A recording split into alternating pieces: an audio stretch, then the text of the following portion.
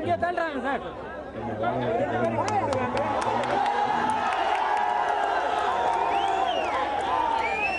பத்திரிகை நண்பர்களே,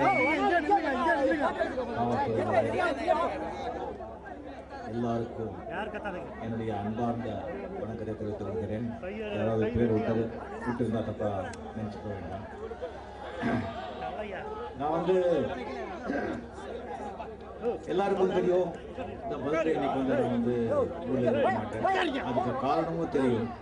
ஒரு 22 வருஷத்துக்கு முன்னால் என் பர்த்டேக்கு டைரி எப்போவுமே வருஷம் நான் ஊரில் இருப்பேன். ஸோ ஒரு வாட்டி அப்படியே இருக்கும்போது சில ரசிகர்கள் பார்த்துட்டு திரும்பி போகும்போது 3 ரசிகர்கள் கார் ஆக்சிடெண்ட் ஆகி இறந்து போனாங்க. அவங்க இறந்து போன பிறகு அவங்க தாய் தந்தைகள் என்கிட்ட வந்தாங்க. அவங்க ஒரு கேள்வி கேட்டாங்க. அதை என்னால் பதில் சொல்ல முடியல. அதை நான் சொல்லவும் நான் விரும்பலை. அப்போ இருந்து நான் இங்கே பர்த்டே இருக்க மாட்டேன் அப்படின்னு சொல்லி தான் நான் முடிவு பண்ணேன். ஸோ அதனால தான் நான் எனக்குமே இந்த 12th பர்த்டே அன்றைக்கி தான் இருக்க மாட்டேன். அது எனக்கு ரொம்ப சாதகமாக ஒரு நல்லபடியாக நான் அதை அமைச்சுக்கிட்டேன்.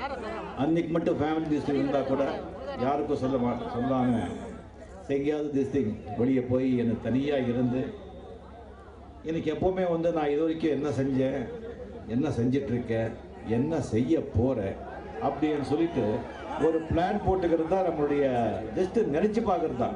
மற்றெல்லாம் ஆண்டவன் செய்கிறதா இருக்க நம்ம கையில் எதுவுமே கிடையாது. ஸோ எல்லாமே ஆண்டவன் கையில் இருக்குது அப்படின்னு சொல்லிட்டு நான் இன்றைக்கி ரயில்வே டிக்கெட் வாங்கணும்னு சொல்லி அது கூட ஆண்டவன் கையில் இருக்குன்னு சொல்லி விட்டுடக்கூடாது. ஸோ ஓரளவுக்கு நாம் என்ன செய்யணுமோ அதுதான் நம்ம பிளான் பண்ண முடியுமே ஒழிய மிக பெரிய பெரிய விஷயங்கள் நம்ம பிளான் பண்ணால் அது என்னைக்குமே நடக்காது. இது வரைக்கும் நடந்ததும் சரித்திரமும் கிடையாது. ஒருத்தர் ஒரு மாதத்துக்கு ஒரு 1000 ரூபாய் சம்பாதிக்கணும்னு சொல்லி ஆசைப்பட்டான்னு சொன்னாங்க. அவன் 90 ரூபாய் சம்பாதிக்கிறான், இல்லைன்னா 500 ரூபாய் சம்பாதிக்கிறான், இல்லைன்னு சொன்னால் 2000 சம்பாதிக்கிறான், இல்லைன்னா 1200 சம்பாதிக்கிறான், 1000 சம்பாதிக்க மாட்டான். நாம எப்படி நினைக்கிறோமோ அப்படியே நடந்திருக்கு, நடக்கும்னு சொல்லி நடந்தது இதிகாசத்திலேயோ புராணத்திலேயோ என்னைக்குமே இருந்ததே கிடையாது.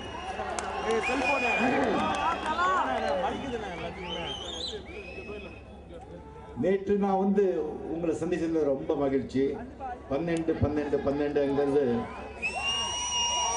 ரொம்ப நாளாக இதை அவாய்ட் பண்ணக்கூடாது, அவாய்ட் பண்ணால் நல்லா இருக்காது. அது உடம்பு சரியில்லாமல் வந்ததுக்கப்புறம் ரசிகர்கள்லாம் அவங்கள பார்க்கறதுக்கு அவ்வளவு ஆர்வமாக இருக்காங்க.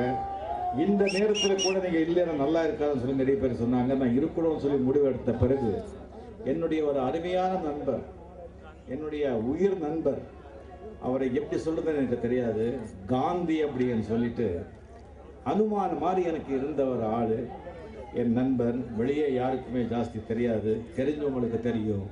என்னுடைய வலது கை மாதிரி இருந்த அந்த காந்தி ஹார்ட் அட்டாக்ல 10ஆம் தேதி நைட்டு இறந்து போய் 11ஆம் தேதி அவருக்கு பரியல் பண்ணாங்க. அந்த சோகத்தை நான் மைண்டில் வச்சுட்டு இருந்து கூட ரொம்ப நான் எப்படி அது என்னால் தூங்க முடியல. அது வரைக்கும் என் அண்ணா சதி இறந்து போயிருக்காரு, எங்கள் அப்பா இறந்து போயிருக்காரு. எங்கள் அப்பா இறந்து போது ரொம்ப வயசாக இருந்தது. எங்கள் அண்ணா இறந்து போகிறதுக்கு காரணம் இருந்தது. எங்கள் அம்மா இறந்து போகும்போது நான் சின்ன வயசில் இருந்தேன். சில நண்பர்கள் இறந்து போயிருக்காங்க, ஆனால் அவ்வளோ வருத்தப்பட்டது கிடையாது. அந்த காந்தி இறந்த பிறப்போ ஆனால் அவ்வளோ நான் வருத்தப்பட்டேன்.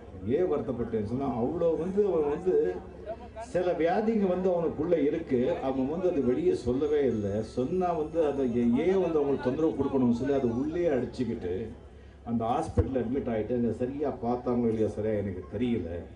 திடீர்னு நான் ஃபோன் பண்ணி கேட்டேன். இப்போ பரவாயில்ல, ஓகேன்னு சொன்னாங்க. அதுக்கப்புறம் 1/2 hour கழிச்சு சொன்னாங்க இறந்து போயிட்டாங்க அப்படின்னு சொல்லிட்டு.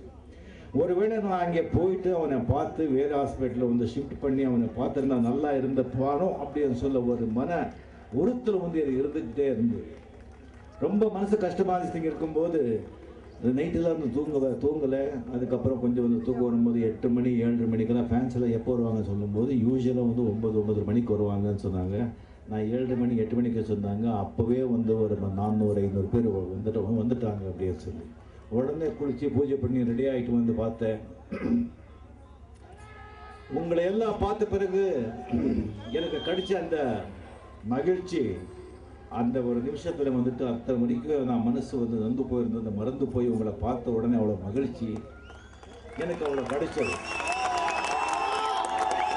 இது வந்து ஆண்டவன் செயல் தான், ஆண்டவன் டெஃபினெட்லி செயல் தான். அந்த காந்திங்கிற அந்த துன்பத்தை நீ வந்து இந்த மறைக்கிறதுக்கு வந்து இதை பார்த்தா தான் உனக்கு அதை வந்து போக முடியும். 1000 கோடி துன்பா கூட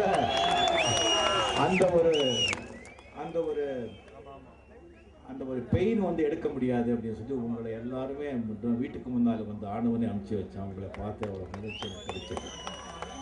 அது கடிச்சிட்டு மறுபடியும் நான் வெளியூர் எங்கேயாவது போகலான்னு இருந்தேன். அதுக்கப்புறம் வந்து தெரிஞ்சது நிறைய பேர் மறுபடியும் நான் இங்கே வர்றேன்னு சொல்லி எதிர்பார்த்துட்டு இருக்காங்க அப்படின்னு நான் கேள்விப்பட்ட பிறகு நான் எதுக்குமே வந்து கூட்டம் சேர்க்கறதுக்கு எனக்கு இஷ்டப்பட்டிருக்கேன். எல்லாருக்குமே தெரியல வந்து நான் ஷோ பண்ண வேண்டிய அவசியமே இல்லை. நான் எனக்கே சொன்ன முடிஞ்ச அளவுக்கு யாருக்குமே தொந்தரவு பண்ணக்கூடாது, தொந்தரவு ஆகக்கூடாது, அவங்களுக்கும் சரி மற்றவங்களுக்கும் சரி என்னங்கிறது தான் என்னுடைய வந்து முக்கியமான ஒரு கோரிக்கை. அதனால தான் இல்லை நான் வரலன்னு யாருக்கும் வந்து சொல்லாதீங்க அப்படின்னு சொல்லிட்டு ஈவன் 12ஆம் தேதி நான் வந்து ஊரில் இருக்கிறதுங்கிறது 10 நாளுக்கு முன்னாலே நான் முடிவு பண்ணியிருந்தா கூட முதலையே சொன்னால் நிறைய பேர் நிறைய ஊர்லேருந்து லாரி பஸ் வேன் எல்லாம் வந்துட்டு அது மற்றவங்களுக்கெல்லாம் ரொம்ப தொந்தரவாகவும் மற்றவங்க தொந்தரவும் கொடுக்கக்கூடாது. அதுக்கப்புறம் அவங்க வந்துட்டு அவங்க கொண்டாடி போகும்போது சேஃபாக அவங்க வீட்டுக்கு போவாங்களா இல்லையாங்கிற ஒரு காரணத்துக்காகத்தான் யாருக்கும் சொல்ல வேண்டாம், 11ஆம் தேதி மட்டும் சொன்னா போதும் அப்படின்னு சொல்லி நான் சொல்லியிருந்தேன். அதுக்கப்புறம் சில பேர் சொன்னாங்க எனக்கு இல்லை நீங்கள் கண்ணு வாச ஜஸ்ட் ஐ வாஷுக்காக நீங்கள் வந்து அப்படின்னு சொல்ல 11ஆம் தேதி சொன்னேன் எப்படின்னு சொன்னால் அவங்க யார் என்ன அப்படி நினச்சா கூட நீங்கள் பரவாயில்ல 11ஆம் தேதி சொல்லுங்க, யார் வர்றாங்களோ அது போதும். அதுக்கப்புறம் சில பேர் சொன்னாங்க இல்லை உங்களுக்கு தெரியாது, நீங்கள் வந்துட்டு யாரும் ஜாஸ்தி வரலன்னு சொன்னால் நல்லா இருக்கு, அது கூட்டமே இல்லைன்னு சொன்னால் ஒரு மாதிரியா இருக்கும் அப்படின்னு சொன்னாங்க. அதுக்கப்புறம் நான் சொன்னேன் எனக்கு அதை பற்றி கவலைப்பட வேண்டாம், பட் வர்றவங்க வந்து 100 பேர் வந்தா கூட அந்த 100 பேர் 1000 பேரமாக ரசிகருங்க இல்லை, அவங்க வெளியே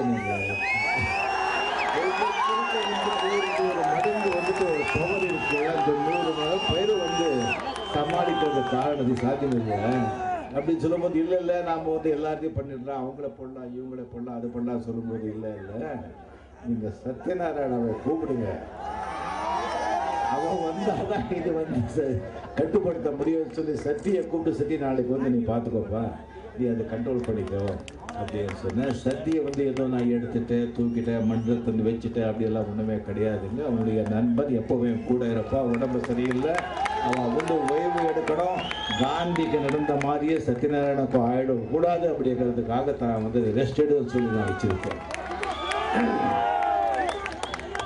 இன்னொன்று வந்து இது வந்து எப்படின்னு சொன்னால் தப்பாக நினச்சிக்க வேண்டாம், பிரம்மராட்சசம்னு சொல்கிறாங்க. பிரம்மராட்சசம் என்னன்னு சொன்னால் பெரிய பெரிய சித்தர்கள் அண்ட் பெரிய பெரிய மகான்கள் பெரிய பெரிய குருகள் அவங்களுடைய வித்தியைகள் அந்த ரகசியங்கள் அவங்களுடைய அந்த ரகசியங்களை வந்துட்டு யாருக்காவது சொல்லி தான் போகணும். அது சொல்லி அந்த வித்தியை அவங்க மற்றவங்களுக்கு சொல்லி கொடுத்தோம். அவங்க சொல்லி கொடுக்காம அவங்க வந்து சமாதி இறந்து போயிட்டாங்கன்னு சொன்னால் அவங்க பிரம்மராட்சசர்களாக உருவாகுவாங்க. அவங்க வந்து மரங்கள்லையும் குளங்கள்லையும் இருப்பாங்க.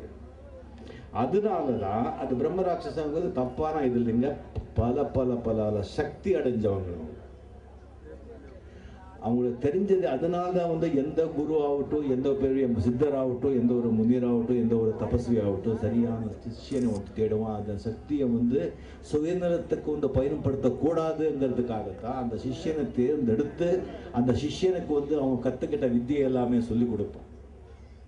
அந்த மாதிரி ஒரு பவர்ஃபுல் ஒரு ஆளுங்க. ஸோ அந்த மாதிரி ஒவ்வொரு என்னுடைய ரசிகன் வந்து அவ்வளோ ஒரு பவர்ஃபுல் ஆளுங்க.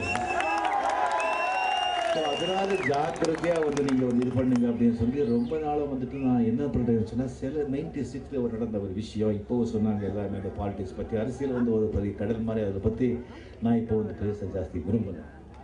இங்கே வந்து சொன்ன மாதிரி இங்கே வந்து ஏடிஎம்கே இருக்காங்க, டிஎம்கே இருக்காங்க, அந்த மாதிரி இப்போ போயஸ் கார்டனும் இருக்குது, கோபாலபுரமும் இருக்குது. சந்திரசேகர் சார் வந்து கலைஞர் சார் கிட்டே வந்துட்டு ஐயா நான் வந்து ரஜினி சார் இதுக்கு நான் போயிட்டு வரேன் அப்படின்னு சொல்லியிருந்தா போயிட்டா தம்பி அப்படின்னு சொல்லியிருப்பாங்க. சரத்குமார் ரவிக்குமார் பிடிச்சதுல ஜெயலலிதா அவர்கிட்ட போயிட்டு நான் ரஜினி பட்சத்துக்கு போயிட்டு வாங்க சொன்னால் போயிட்டு வாங்க சொல்லுவேன். ஸோ நான் வந்து அரசியலுக்கு அப்பாறு விட்டோன்னு அதனால தான் எல்லாமே வந்திருக்காங்க நண்பர்கள். நான் வந்து தமிழ் மக்களுக்கு சேர்ந்தவன். இந்த அரசியலுக்கு தமிழ் மக்களுடைய நலன் தான் தமிழ் மக்களுடைய நான் என்ன நீங்கள் வாழ வைத்த தேவன் நல்லா வாழணுங்கிறது தான் என்னுடைய ஆசை. ஸோ அரசியலில் வந்து நீங்கள் வாங்கன்னு சொல்லிட்டு இந்த 96 நடந்த விஷயம், அந்த 96 வந்துட்டு நான் வந்து இது சொல்ல வேண்டாம்னு நினச்சேன். பிகாஸ் இங்கே வந்து சில பேர் வந்து அரசியல் பேசி இருக்கிறதுனால அந்த கருணாஸோட விஸ்வரூபத்தை நான் பார்த்தேன்.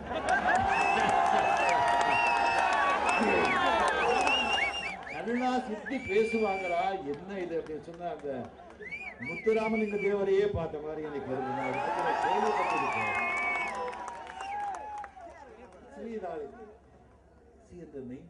வந்துட்டு ஏதோ நான் வந்து அரசியல் பற்றியோ அதை பற்றியோ எனக்கு ஒன்றுமே தெரியாது. நான் வந்து எது இருக்கோ எது தோணுதோ அதை வந்து நான் சொல்லக்கூடியவன். அந்த காலத்தில் நான் வந்து அது சொன்னது வந்து தீ மாதிரி அது பற்றிக்கிட்டு அதுக்கு வந்து அது கம்ப்ளீட்லி வந்து அப்போ நடந்த விஷயத்தில் ஒரு மாற்றத்தை கொண்டு வரணும்னு சொல்லி ஒரு சூழ்நிலையை உருவாகி அந்த சூழ்நிலையில் வந்துட்டு எனக்கு பிரைம் மினிஸ்டர் வரைக்கும் நீங்கள் ஏதாவது வந்து இதுக்கு ஒரு முடிவு செஞ்சால் ஒரு ஹெல்ப் இதுக்கு ஆதரவு கொடுத்தேன்னா சுகமாக நடக்கும் அப்படின்னு சொல்லும்போது எனக்கு வந்து இது சரிப்பட்டு வராதுங்க, நான் வேண்டாம் அப்படின்னு சொல்லிட்டு நான் பார்த்தேன். இல்லை நான் ஏதோ எங்கேயோ வழியில் வந்து நானே ரெடியாக இல்லை மற்றவங்கள நான் வந்து இது பண்ணக்கூடாது அப்படின்னு சொல்லிட்டு என் பேரோ என் ஃபோட்டோவோ யாருமே பயன்படுத்திக்க கூடாது அப்படின்னு சொல்லிட்டு நான் அமெரிக்கா போயிட்டேன். நான் அமெரிக்கா இங்கே போன பிறகு இங்கே நான் நினச்சது வேறு நடந்தது வேறு.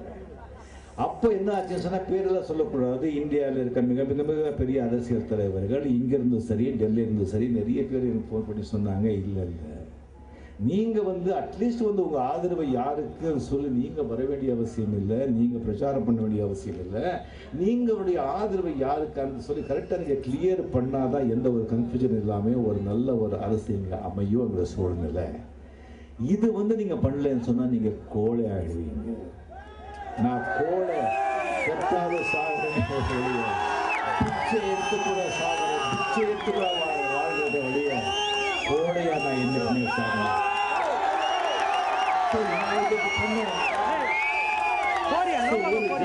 ஒரு ஸ்டேட்மெண்ட் நீங்க கொடுத்தீங்கன்னு சொன்னா அவ்வளவு வித்தியாசம் ஆகும். நிச்சயமா டெஃபினட்டா அது ஹெல்ப் ஆகும்னு சொல்லிட்டு மிக பெரிய அரசியல் தலைவர்கள் அப்போ வந்து எனக்கு சொன்னதுனால நான் வந்து ஒரு சப்போர்ட்டு நான் பண்ணேன். அது நான் செஞ்சு அதுக்கப்புறம் ஒரு 5 வருஷம்தான். 5 வருஷம் ஒரு கமிட் ஆன பிறகு அவங்க நல்லது செய்கிறாங்களோ கெட்டது செய்கிறாங்களோ கூட்டணின்னு சொன்னால் அது வந்து நான் வந்து அவங்கள சப்போர்ட் பண்ணுறது தான் தர்மம், இது கடமை. அதனால தான் 5 வருஷம் நான் வந்து சப்போர்ட் பண்ணேன். அதுக்கப்புறம் நான் யாருக்கும் சப்போர்ட் பண்ணல, நான் ஒதுங்கிட்டேன். இது டாக்டர் கலைஞர் என்னுடைய அருமையான நண்பர். அவர் அருமையான நண்பர்னு கூப்பிட்டுருக்காரு. எனக்கு தகுதி இல்லை, அவர் வந்து நான் நண்பர்னு கூப்பிட்டுருக்கிறதுனால அதுக்கு மரியாதை கொடுத்து நானும் வந்து ஒரு நண்பர்னு சொல்கிறேன். அவர் வந்து என்கிட்ட அரசியலே பேச மாட்டார். நான் அரசியல் சொல்லும்போது இல்லை தம்பி ரஜினி அரசியல் வேண்டாமான்னு சொல்லிட்டு அதுக்கு நான் பேசுனது கிடையாது. அதை பற்றி சம்பந்தமே கிடையாது. நான் அதுக்கப்புறம் நம்ம பேசவே இல்லை. அதுக்கப்புறம் நான் வந்து அரசியல் பற்றி நான் வந்து எதுவுமே பேசலை. அதுக்கப்புறம் ஒரு நிகழ்ச்சி நடந்தது. அந்த நிகழ்ச்சி நடந்தது எதுக்குன்னு சொன்னால் நம்ம படத்துக்கு வந்து ஒருத்தர் வந்து எதிர்த்து போராடினாங்க, நம்ம மனசை கஷ்டப்படுத்துகிறாங்க. அதுக்கும் நம்ம கோழைங்க இல்லை, உங்களுக்கு நாம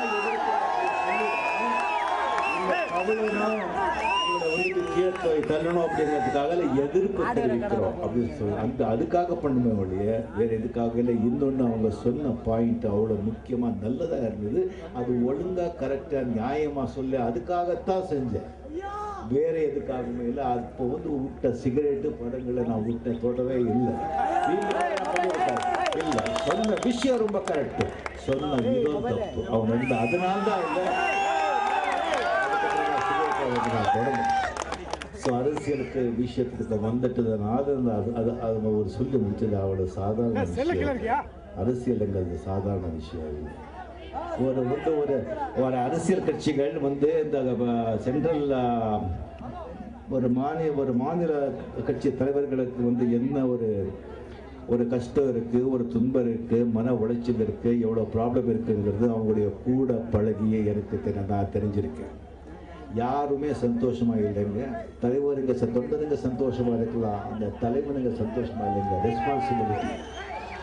ரெஸ்பான்சிபிலிட்டி எந்த அரசியல் தலைவராகட்டும் மக்களுக்கு நல்லது செய்யாம கெடுதல் செஞ்சு கெட்ட பேர் வாங்கணும்னு சொல்லி சத்தியமா கனவு கூட நினைக்க மாட்டாங்க. எல்லாரும் நல்லது செய்யணும் தான் வருவாங்க, பட் நல்லது செய்ய முடியாது, சிஸ்டம் அப்படி இருக்கு. செஞ்சு அரசியல்வாதிகளை சொல்லாதீங்க. நான் ஒன்று சொல்றேன், டெஃபினெட்லி வந்து அரசியல் கட்சி சொன்னா அரசியல் கட்சியோட பலமே அந்த தொண்டர்கள். அரசியல் கட்சியோடைய உயிர் நாளே அந்த கட்சி தொண்டர்கள், அந்த கட்சிக்கு சேர்ந்தவர்கள்.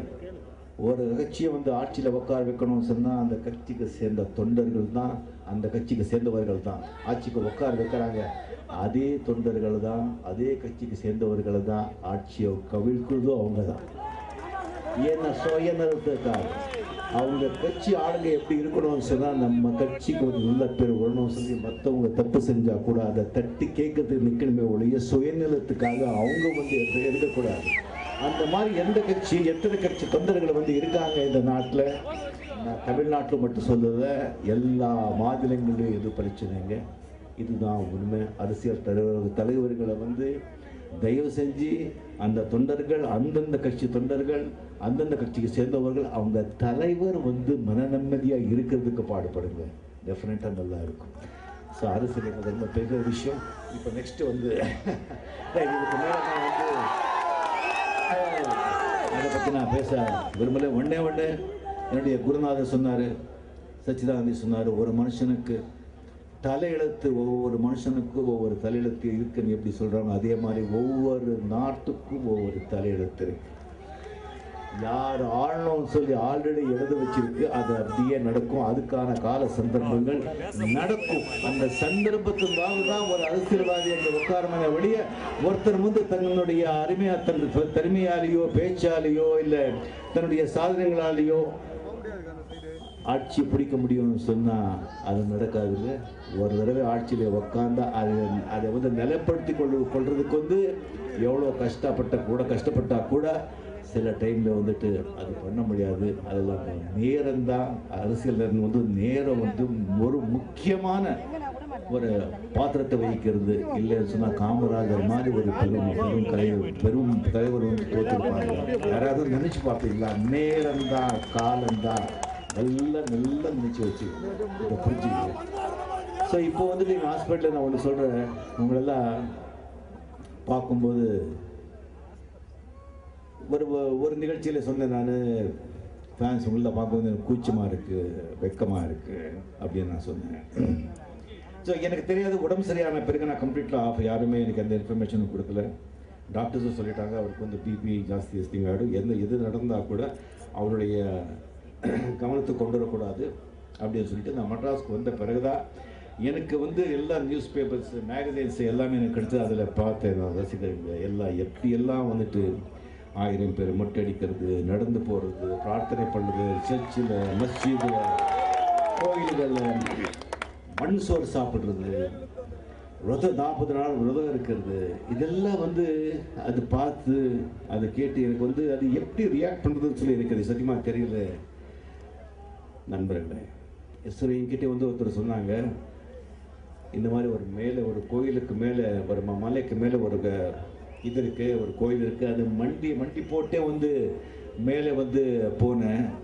அதனால் எல்லாம் மூட்டு எல்லாம் கால் எல்லாம் இதாகிட்டு 2 மாதம் வந்து ஹாஸ்பிட்டலில் இருந்தேன். எங்கள் அப்பா அம்மா கூட ஏண்டா அப்படி அப்படின்னு சொல்லலை அப்படின்னு சொன்னாங்க. அவர்கிட்ட வந்து அதை என்கிட்ட சொல்லும்போது அவருக்கு வந்து நான் நன்றின்னு சொன்னால் அந்த நன்றிங்கிற வார்த்தை எவ்வளோ சின்ன வார்த்தை. அதில் பணம் கொடுக்க முடியுமா? உடம்பெல்லாம் ஒரு மாதிரி பண்ணுறது, ஏன்பா இப்படி பண்ண அப்படின்னு சொல்லியும் சொல்ல முடியாது. நான் அவனுக்கு எந்த திருப்பி நான் கொடுக்குறேன்? வெக்கமாக இருக்கு எனக்கு. இருந்தால் தான் உங்களை பதிவு வந்து ராஜரவிக்கிட்ட சொன்னால் அவர் 1 வீக் வந்து எனக்காக வந்து பிரார்த்தனைக்காக சொல்லும்போது இதுக்கு அது எப்படி ரியாக்ட் பண்ணுறது எனக்கு ரொம்ப கஷ்டமாக இருக்குது. ஏன்னா எனக்கு வந்து நான் ரொம்ப நான் கொடுத்தேன்னு சொல்ல மாட்டேன். ஆனால் டெஃபினட்டாக தெரியும், ஏதோ வாங்கியதில்லை, பழக்கம் இல்லை. ஓகே, நன்றி, அவ்வளோதான். ஸோ இன்னொன்று உடம்பு சரியில்லாத போது என்ன சொன்னால், நீங்கள் பார்த்துருக்கீங்க, நான் வந்து சிவாஜி, சந்திரமுகி, அதுக்கப்புறம் வந்துட்டு சிவாஜி, அதுக்கப்புறம் வந்து ரோபோ, இதுக்கு மேலே வந்து ஏதாவது ஒரு பெரிய படம் பண்ணணும். சும்மா இனிமேல் வந்து ஏதோ ஒரு படம் பண்ணணும் சொன்னால் எவ்வளோ வருஷத்துக்கு வந்து 2 படம் 4 படம் பண்ணலாம். பணத்துக்காக பண்ணணும் சொன்னால் பண்ணலாம். பிஸியாக இருக்கணுங்கிறதுக்காக வேணும் நான் பண்ணலாம். பட் அப்படி பண்ணுறதுக்கு எனக்கு இஷ்டம் இல்லை. 94, 93 நான் கம்ப்ளீட்டாக வந்து டிஃப்ரெண்ட்டாக நான் மாற்றிக்கிட்டேன். ஸோ ரோபோக்கு அப்புறம் வந்து என்ன பெரிய படம் பண்ணணும்னு சொன்னால் ஒரு வந்து வரலாறு படம், ஒரு மிகப்பெரிய ஒரு வரலாறு படம். அந்த ஒரு சிவாஜி, அந்த ரோபோ, அந்த சங்கர், அந்த டைரக்டர், அந்த ப்ரொடியூசர்னால வியாபாரம் வந்து ரொம்ப ரொம்ப பெருசாகி 100 கோடி, 150 கோடி, 200 கோடி அப்படின்னு சொல்லி செலவழிக்கும் போகும்போது ஈவன் இந்த ஈராது அந்த மாதிரி ஒரு பெரிய பெரிய கம்பெனி எல்லாமே ஈவன் 250 கோடி செலவு பண்ணால் கூட பரவாயில்லைன்னு வரும்போது அதுக்கு தகுந்த மாதிரியான ஒரு கதையை நம்ம செய்யணும் அப்படின்னு சொல்லிட்டு ஒரு வரலாறு படம் வந்து ராணா அப்படின்னு சொல்லிட்டு ஒரு மிக அருமையான ஒரு அந்த கதை. எனக்கு பார்த்திங்கன்னா சந்திரமுகியில் வந்துட்டு எவ்வளோ டிஸ்ட்ரிக் இருந்தால் கூட அந்த வேட்டைன்னு சொல்லி ஒரு 5 நிமிஷம் இந்த கேரக்டர், அந்த வில்லன் கேரக்டர் எல்லாருக்குமே ரொம்ப பிடிச்சது. அதுக்கப்புறம் வந்து சிவாஜிலே அந்த மொட்டை பாஸ் வந்து ரொம்ப பிடிச்சது. அது வந்து வில்லன் கேரக்டர் தான். வில்லனுக்கு வில்லன் மாதிரி வச்சுங்களேன் இந்த மொட்டை பாஸ். அதுக்கப்புறம் ரோபோவில் வந்துட்டு அந்த பேட் ரோபோ தான் ரொம்ப பிடிச்சது, வில்லன் கேரக்டர். ஸோ இதெல்லாம் சேர்ந்து ராணா அப்படின்னு சொல்லிட்டு அவங்க துரியோதனன், ராமணன் மாதிரி பலசாலி, சக்குனி மாதிரி ரொம்ப அறிவு மூளை, ரொம்ப மூளை. தங்கச்சி என்ன அவ்வளோ பாசம். அந்த தங்கச்சியோட லட்சியத்துக்காக ஒரு தனி ஆளு ஒரு சாம்ராஜ்யத்தையே அளிக்கிறான். மிக மிக அரசியல், மிக மிக விஷயங்கள். அது வந்து ஒரு வரலாறு படத்தில் அது சொன்னால் அது வந்து இப்போ இருக்க காலத்துக்கும் அது வந்து ஒத்துப்போகும். ஸோ அந்த கேரக்டர், அந்த ராணா அந்த கேரக்டர் உருவாகி ரொம்ப பெருசாக அது பர்ஃபார்ம் பண்ணுறதுக்கு எனக்கு ரொம்ப ரொம்ப அந்த ராணா எப்படி நான் பண்ண போகிறேன் அப்படி சொல்லி வில்லன்னு சொன்னால் த வில்லன், அல்டிமேட் வில்லன் மாதிரி வச்சுக்கல அந்த ராணா கேரக்டர். அந்த கேரக்டர் என்ட்ரு ஆகுறதே இன்டர்வல். அந்த கேரக்டர் எப்போ வருதோ இன்டர்வல், அப்போ இன்டர்வல். அதுக்கப்புறம் ஸ்டார்ட் அந்த ராணாவோட அட்டகாசங்கள். அதுக்கப்புறம் அவன் ஏன் அப்படி செய்கிறான் அப்படி ஒரு ஜஸ்டிஃபிகேஷன் கொடுத்துருக்கு. ஒரு அருமையான சப்ஜெக்ட் பண்ணி அது செய்யணும்னு சொல்லும்போது எனக்கு உடம்பு சரியில்லாமல் நான் ஹாஸ்பிட்டலில் வந்து அட்மிட் ஆனேன். அது ஹாஸ்பிட்டல் அட்மிட் ஆகிறதுக்கு நான் சொல்கிறது என்னுடைய தப்பு இருக்குது. கொஞ்சம் எனக்கு வந்து உடம்பு சரியில்லை எனக்கு தெரிஞ்ச பிறகு கூட டாக்டர் வந்து சொன்னாங்க, நீங்கள் இந்த ஹாஸ்பிட்டலில் வந்து அட்மிட் ஆகிட்டு நீங்கள் வந்து ஒரு செக்கப் பண்ணிக்கிட்டா, ஃபுல் செக்கப் பண்ணிவிட்டா ஒரு 2 நாள் இருந்து அதுக்கு வந்து நம்ம கரெக்டாக வந்து மெடிசன் கண்டிப்பாக பண்ணி கொடுக்க முடியும்னு சொன்னால் நானே வேண்டான்னு அவாய்ட் பண்ணேன். ஏன்னா ஹாஸ்பிட்டலில் வந்து நம்ம சேர்ந்தோம் சொன்னால் அன்னெசரி வதந்திகள் ஏதாவது நடக்கும், ஏதாவது என்ன ஆச்சு அப்படின்னு சொல்லி இது பண்ணுறாங்க. நம்ம வீட்டிலே இருந்து பண்ணலாம் அப்படின்னு சொல்லி பண்ணும்போது அது கொஞ்சம் நானே அதை வந்து கொஞ்சம் ஜாஸ்தி பண்ணிக்கிட்டேன். ஸோ அதுக்கப்புறம் பிகாஸ் என்னுடைய வெளிச்சம் என்னுடைய வாழ்க்கை ஹிஸ்ட்ரி எல்லாருக்குமே தெரியும். ரொம்ப ரொம்ப ரொம்ப வந்து இந்த கண்டக்டராக இருக்கும்போது அதுக்கு முன்னாலேயே வந்து மது அருந்துற பழக்கம் ரொம்ப ஜாஸ்தி. அது வந்து நடந்தது வந்து கெட்ட நண்பர்களால். வாழ்க்கையில் வந்துட்டு அப்பா அம்மா நல்லா நீங்கள் வாழ்க்கையில் நீங்கள் நல்லா இருக்கணும்னு சொன்னால் நீங்கள் கடவுளை விட பொண்டாட்டியை விட நல்ல நண்பர்களை தேர்ந்தெடுங்க. நல்ல நண்பர்களை நீங்கள் தேர்ந்தெடுத்தாதான் நீங்கள் வாழ்க்கையில் நல்லபடியாக இருக்க முடியும்.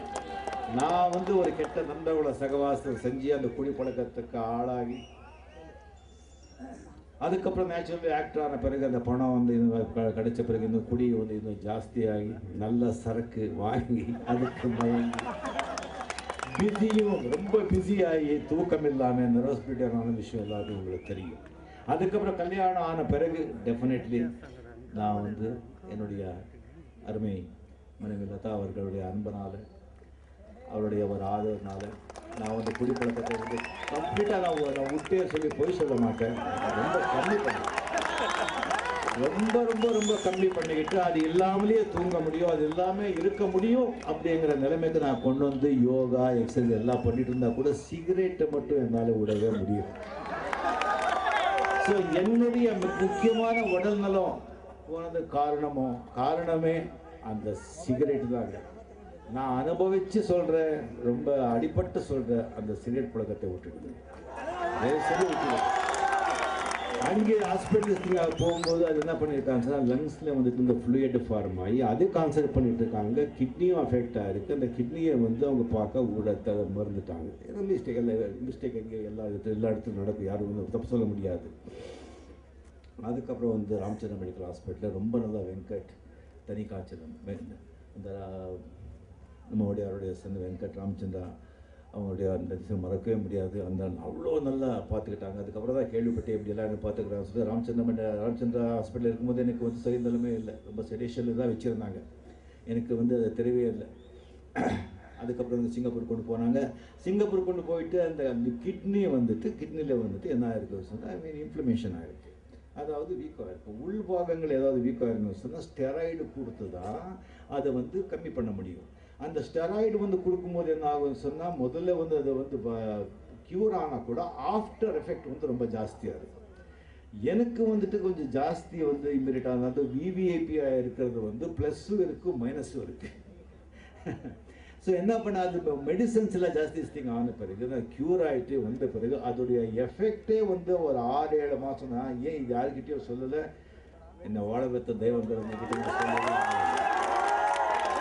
உடம்பு சரியான பிறகு கூட அந்த ஸ்டெராய்ட்ஸ் இருக்கும்போது ஆஃப்டர் எஃபெக்ட் வந்துட்டு அவ்வளோ ஒரு பவர் திஸ்டிங் வருது. அது அந்த பவர் திஸ்டிங் போன உடனே அப்படியே உங்களை வீக் ஆகிடும், அப்படியே உடம்பு மனசு எல்லாமே வீக் ஆகிடும்.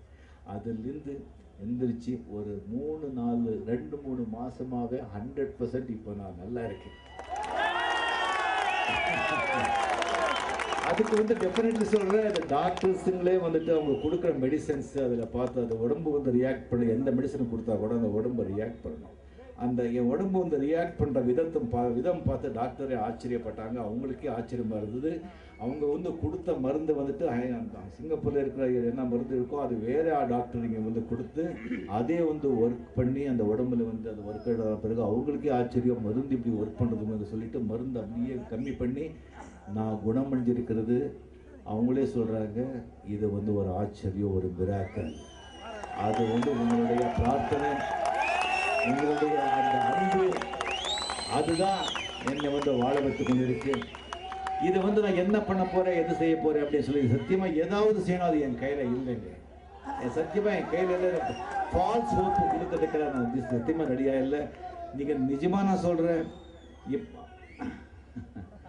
முதல்ல வந்துட்டு உங்கள் ஃபேமிலி, உங்கள் அப்பா அம்மா, உங்கள் குடும்பம் பார்த்துக்கோங்க.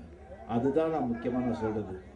யமலோகத்தில் இருக்கும்போது யமன் சொன்னானா, இங்கே மட்டும் சொர்க்கம் இருக்கும் இல்லைப்பா, பூலோகத்திலும் சொர்க்கம் இருக்குது, நான் வா காமிக்கிறேன் அப்படின்னு சொல்லிட்டு யமன் வந்து யமனோட அந்த அவனுடைய அசிஸ்டண்ட்டோட கீழே வந்துட்டு பூலோகத்தில் இங்கே எங்கே சொர்க்கம் எங்கே நரக்கம் காமிங்கன்னு சொல்லும்போது ஒரு குடும்பத்தை கொண்டு போனாங்க. அந்த குடும்பத்தில் கொண்டு போனால் ஒரே புருஷன் பொண்டாட்டிக்கு ஒரே சண்டை, பசங்களுக்கு அடிக்கிறாங்க, அப்பா அம்மாவை திட்டுறாங்க, அவங்களும் சாப்பிட போட மாட்டேங்கிறாங்க, இவன் தண்ணி போட்டு இது பண்ணுறான், ஒரே கண்டு சத்தியம் நிம்மதி இல்லை. இவன் சொன்னானா இதாக நரக்கம் அப்படி. இன்னொரு வீட்டுக்கு கொண்டு போனான்னா அவ்வளோ அன்பாக அக்கறையாக எல்லோரும் இருக்காங்க, எல்லாம் சந்தோஷமாக இருக்காங்க, குழந்தைகள் நல்லா பார்த்துக்கிறாங்க, அப்பா அம்மாவை நல்லா பார்த்துக்கிறாங்க, அவங்க குழந்தைய பார்த்துக்கிறாங்க, இதுதான் சொர்க்கம்னு சொன்னாங்க. ஸோ உங்கள் வீடுங்களை முதல்ல நீங்கள் சொர்க்கமாக்கிக்கிங்க, அதுக்கப்புறம் எல்லாத்தையும் திங்க் பண்ணிக்கலாம். அதுக்கப்புறம் முதல்ல வந்து நான் அன்றைக்கி சொன்ன மாதிரி நான் இப்போவும் நான் சொல்கிறேன், என்னுடைய பிறந்தநாள் உங்கள் அப்பா அம்மாவோட பிறந்தநாளை நினச்சிக்கிட்டு அவங்க அப்பா அம்மாவை காலில் விழுந்து அவங்க நலம் விசாரிச்சு நீங்கள் செஞ்சால் அதே எனக்கு வந்து ரொம்ப ரொம்ப பெருசாக கொடுத்தா வருது. நான் ரொம்ப மகிழ்ச்சி அடைகிறேன்.